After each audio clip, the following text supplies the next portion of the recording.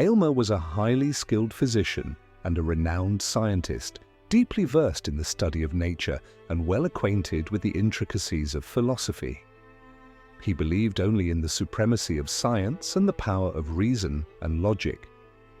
Like many of his contemporaries, he yearned to unravel the mysteries of nature, to tame it, and to extend human dominion over it.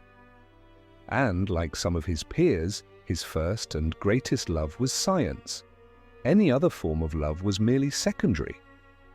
This would have remained unchanged had it not been for the enchanting presence of Georgina, a woman of ethereal beauty, with cascading curls, deep, dark eyes, and a slender, graceful figure.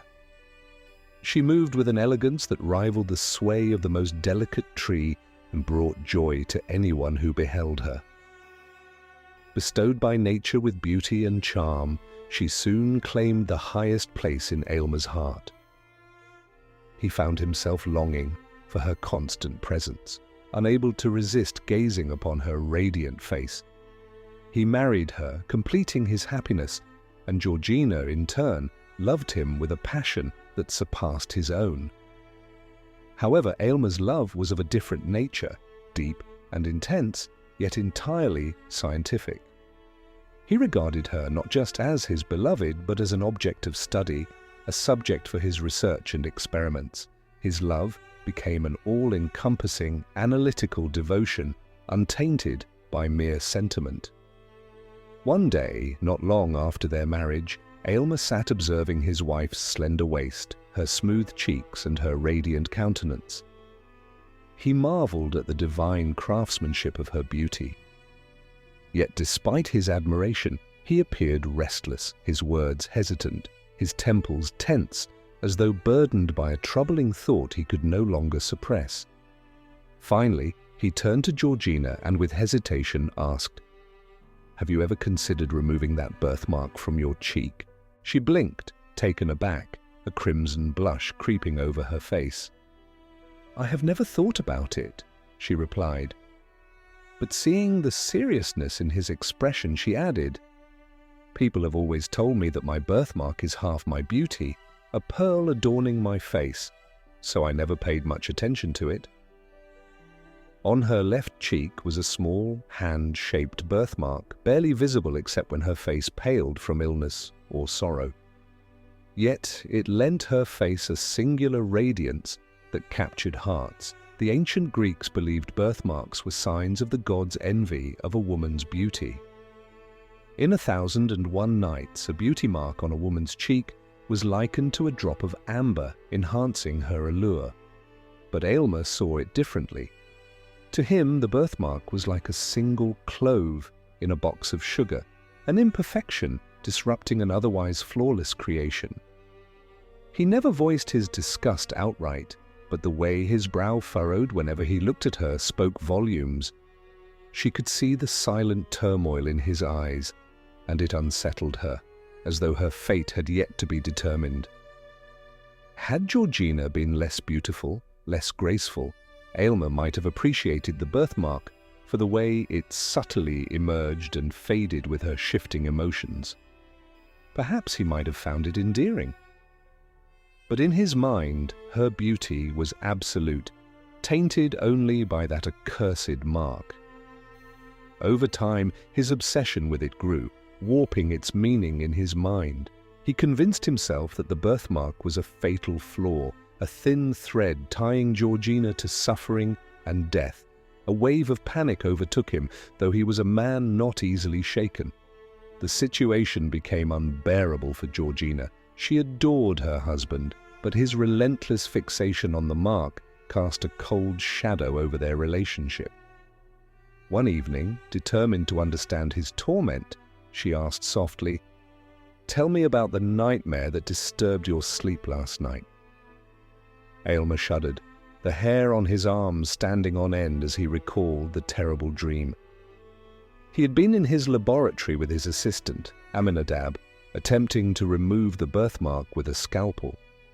But as soon as the blade touched Georgina's cheek, the mark fled deeper, burrowing through her flesh until it reached her heart, and clung to it with a terrifying grip. No matter how hard Aylmer tried, he could not extract it.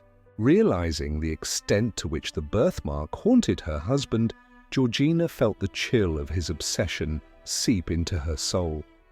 She saw the despair in his eyes, the growing distance between them.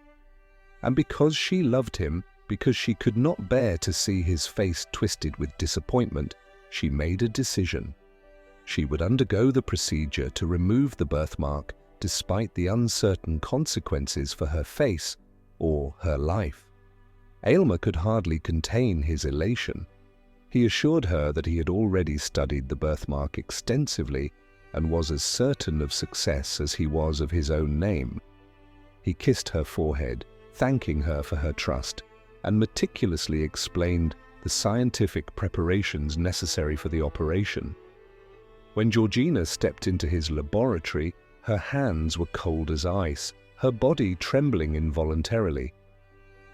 Aylmer rushed to her side, pressing a reassuring kiss to her hand. But even in that moment, his gaze flicked to the birthmark, which now seemed to glow defiantly, as if mocking him. His face twisted in barely concealed revulsion.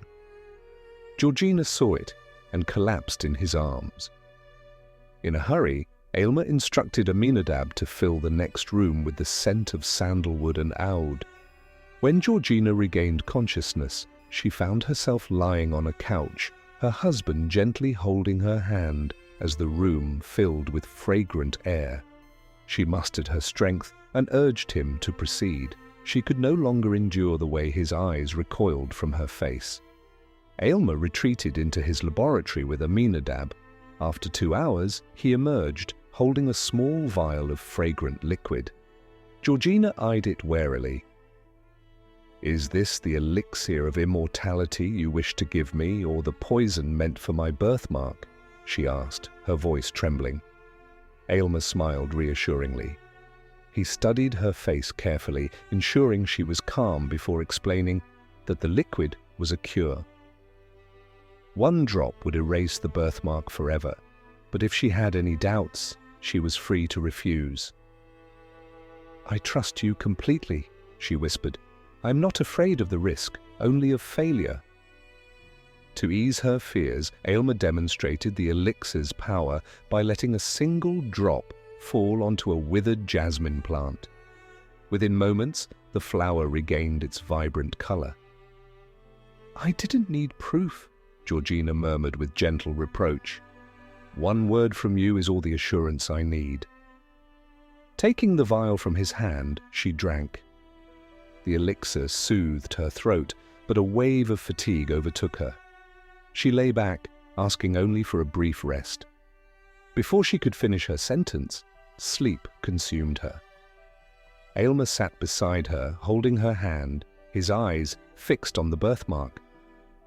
Slowly, its color began to fade. He watched in awe as it disappeared completely. Overcome with triumph, he leapt to his feet, shouting in ecstasy, "It's gone! It's gone!" From the corner of the room, Aminadab let out a low, ominous chuckle, like the rattle of death. Georgina stirred at the sound of his voice. She opened her eyes weakly and gazed into the mirror Aylmer held before her. A faint smile crossed her lips as she saw her flawless reflection. But then she turned to her husband, whispering softly, "My poor Aylmer, you have loved me nobly. Do not grieve when my body returns to the earth, for from it I was born, and to it I shall return. I am dying." And with the final vanishing trace of the birthmark, Georgina exhaled her last breath.